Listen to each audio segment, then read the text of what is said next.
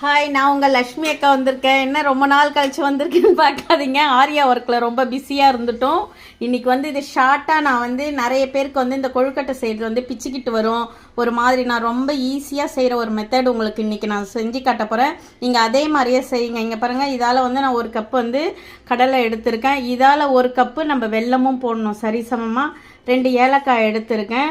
இப்போ நான் இங்கே பாருங்கள், இதில் இந்த துணி வச்சு ரொம்ப சிம்பிளாக செஞ்சு கட்ட போகிறேன். இது உங்களுக்கு ரொம்ப ஈஸியாக இருக்கும். நீங்கள் பாருங்கள், இதே மாதிரி இதை வீடியோ பார்த்துட்டு நீங்கள் இதே மாதிரி செஞ்சு பாருங்கள். உங்களுக்கு ரொம்ப ஈஸியாக இருக்கும்.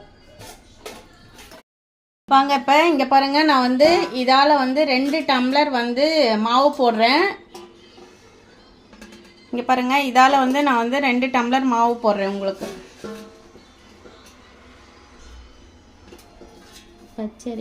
பச்சரிசி மாவு தான் அரைச்சி வச்சுருக்கேன். இதை நான் உங்களுக்கு செஞ்சு காட்டுறதுக்காக ஈஸியாக இருக்கும். நீங்கள் இந்த மெத்தடில் செஞ்சிங்கன்னா இங்கே பாருங்கள், இதால் நான் 2 டம்ளர் போட்டிருக்கேன். இதில் 4 டம்ளர் தண்ணி ஊற்றி நம்ம கொதிக்க வைக்கணும். அந்த தண்ணியிலே உப்பும் போட்டுருங்க.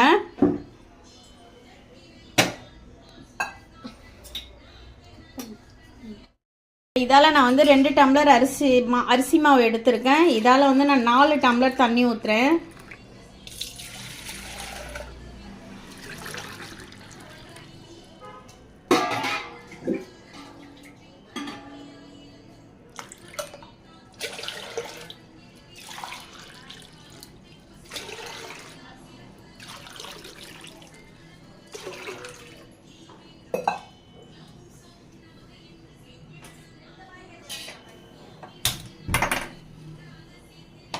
இதில் கொஞ்சமாக நம்ம சால்ட் போட்டுக்கலாம்.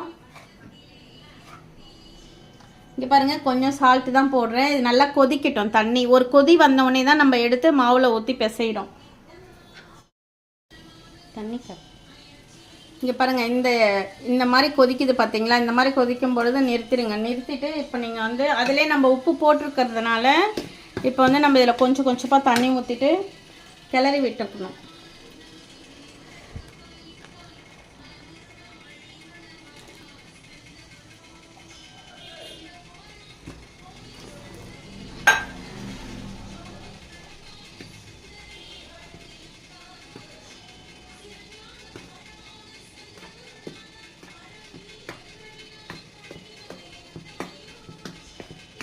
இது கொஞ்சம் இந்த மாதிரி வரும்பொழுது திருப்பி நம்ம தண்ணி எடுத்து இதில் ஊற்றணும். உங்களுக்கு கரெக்டாக இருக்கும். இந்த தண்ணியும் இருக்கும், உங்களுக்கு மாவு நல்லா சாஃப்டாகவும் இருக்கும். உங்களுக்கு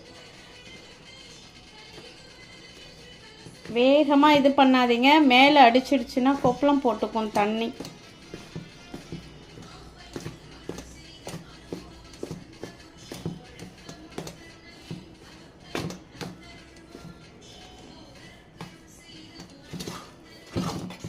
இப்போ இப்படி திருப்பிக்கோங்க. திருப்பிக்கிட்டு இப்போ இந்த சைட் மாவு இருக்குது பார்த்தீங்களா? இதில் நம்ம இன்னும் கொஞ்சம் தண்ணி ஊற்றுவோம்.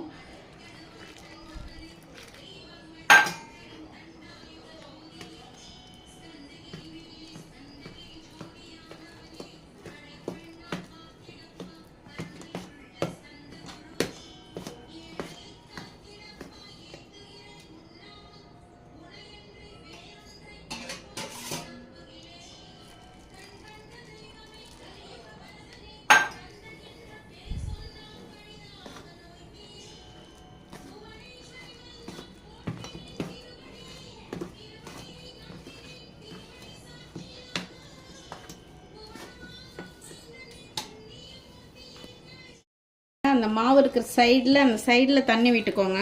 தண்ணி விட்டுட்டு நல்லா பசஞ்சிக்கோ. கரெக்டாக இருக்கும் உங்களுக்கு தண்ணி. நீங்கள் தண்ணிலாம் அதிகமாகும்லாம் பத்தாமல் போகுதெல்லாம் கவலையே பட வேணாம்.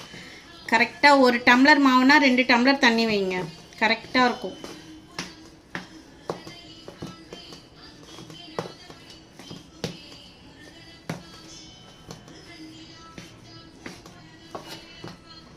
இப்போ பாருங்கள், இந்த சைடு கொஞ்சம் தண்ணி மாவு இருக்குங்களா? இப்போ நம்ம அந்த கொஞ்சம் இருக்கிற தண்ணியை இந்த சைடு ஊற்றிப்போம்.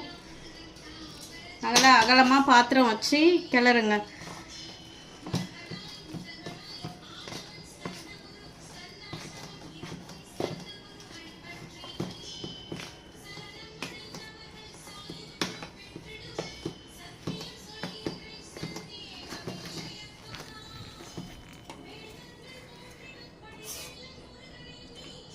இது பாருங்கள் தண்ணி கரெக்டாக போயிடுச்சிங்களா, அவ்வளோதான். இதை நம்ம பிசைஞ்சு நல்லா மூடி ஒரு 2 நிமிஷம் சூடு கொஞ்சம் ஆறணும் இல்லைங்களா, அதனால ஒரு 2 நிமிஷம் மூடி வச்சுட்டு நம்ம அதுக்குள்ளே அதுக்கு பூர்ணத்தை ரெடி பண்ணலாம்.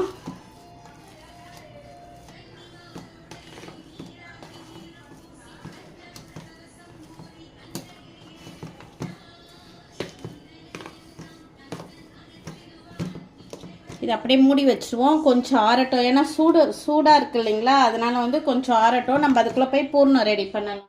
1 கப்பு நான் வந்து கடலை எடுத்திருக்கேன், அது கூட வந்து 2 ஏலக்காய் போட்டிருக்கேன். இப்போ நம்ம போட்டு அதை பொடி பண்ணிக்கலாம்.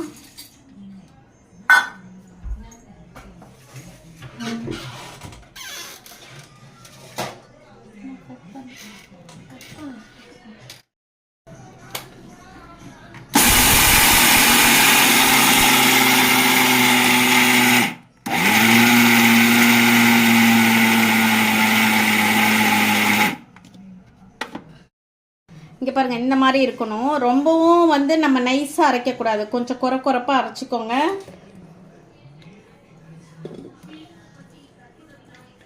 இப்போ அதாலே 1 கப்பு வெல்லம் எடுக்கிறேன் நான். அப்போ தான் ரெண்டும் சமமாக போட்டிங்கன்னா தான் உங்களுக்கு வந்து நல்ல இனிப்பு கொடுக்கும், டேஸ்ட்டு கொடுக்கும் உங்களுக்கு.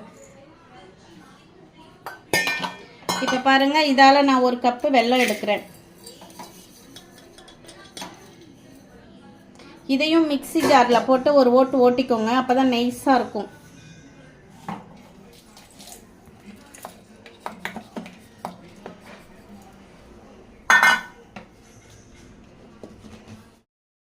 இங்கே பார்த்தீங்களா, இப்போ நான் நல்லா பொடி பண்ணிட்டேன் மிக்ஸி ஜாரில் போட்டு. இப்போ ரெண்டுத்தையும் நல்லா மிக்ஸ் பண்ணிக்கலாம். நல்லா பிசைஞ்சிக்கோங்க. இங்கே பாருங்கள், இந்த மாதிரி ரெண்டும் நல்லா மிக்ஸ் பண்ணி வச்சுக்கிட்டாச்சு. இப்போ வந்து வாங்க மாவு எப்படி இருக்குது பார்ப்போம். இங்கே பாருங்கள், இப்போ இந்த மாதிரி மாவு இருக்குங்களா, இதை வந்து நம்ம எடுத்துகிட்டு கொஞ்சம் தண்ணி ஊற்றி ஒரு பாத்திரத்தில் பச்சை தண்ணி ஊற்றி கொஞ்சம் எடுத்துக்கோங்க. இதை எடுத்துட்டு இது மேலே இப்படி வச்சுக்கோங்க கையை. மாவெல்லாம் எடுத்துருங்க, கரெக்டாக இருக்கும் உங்களுக்கு மாவு. நீங்கள் தண்ணி அதிகமாகிடுச்சுன்னா பார்க்கவே வேண்டாம். இதை பாருங்கள் எப்படி கரெக்டாக வருதுங்களா மாவு.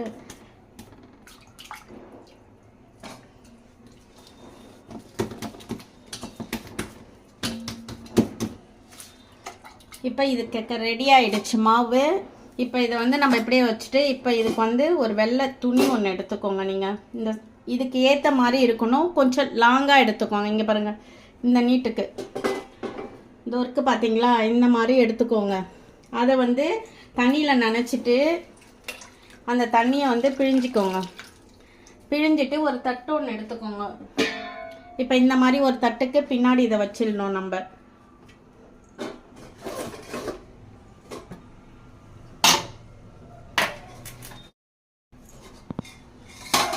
இந்த மாதிரி வச்சுக்கோங்க. இப்போ தண்ணியில் வச்சுட்டு நம்ம வந்து கொஞ்சம் மாவு எடுத்துக்கலாம்.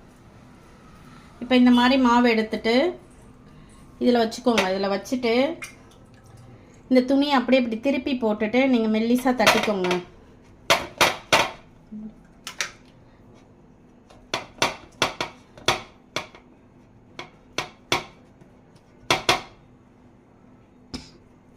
இப்போ இதை அப்படியே எடுத்து இதில் வச்சிடுவோம்.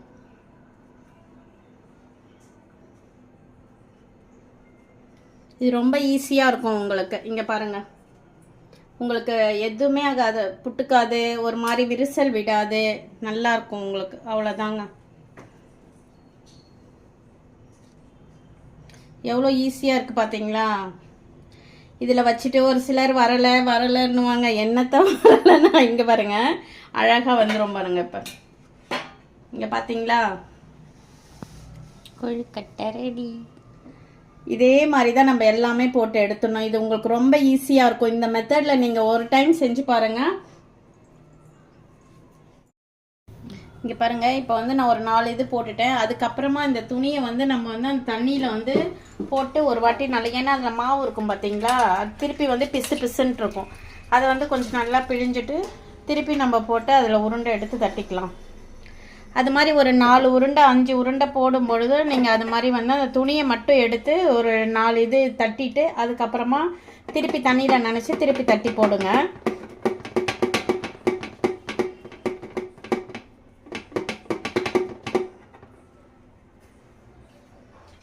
இங்கே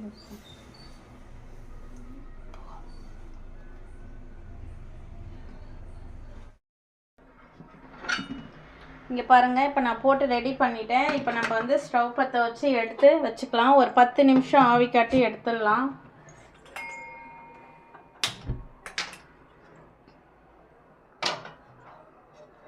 இது வேகட்டும், வெந்த உடனே எடுத்துடலாம். சாஃப்டான கொழுக்கட்டை நீங்கள் இந்த மாதிரி ஒரு வாட்டி இந்த மெத்தடில் செஞ்சு பாருங்கள், செம்மையாக வரும், உங்களுக்கு நல்லாவும் இருக்கும். நீங்கள் ஒரு டைம் ட்ரை பண்ணி பாருங்கள்.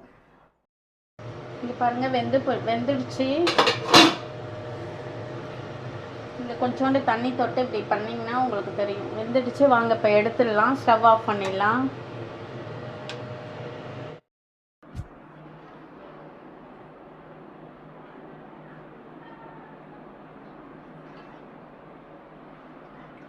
இங்கே பார்த்தீங்களா நல்லா சாஃப்டாக இருக்குது, சுடுதுங்க. இங்கே பாருங்கள், இதே மாதிரி நீங்களும் ஒரு வாட்டி ட்ரை பண்ணி பாருங்கள். சுவையான சூடான ரெடி, சீக்கிரமாக செய்யக்கூடிய ஒரு ரெசிபி. நீங்களும் இதை ட்ரை பண்ணி பாருங்கள். சுட சுட அரிசி மாவு கொழுக்கட்டை விநாயகருக்கு ரெடி ஆயிடுச்சு. நீங்களும் ட்ரை பண்ணி பாருங்கள். பாய்.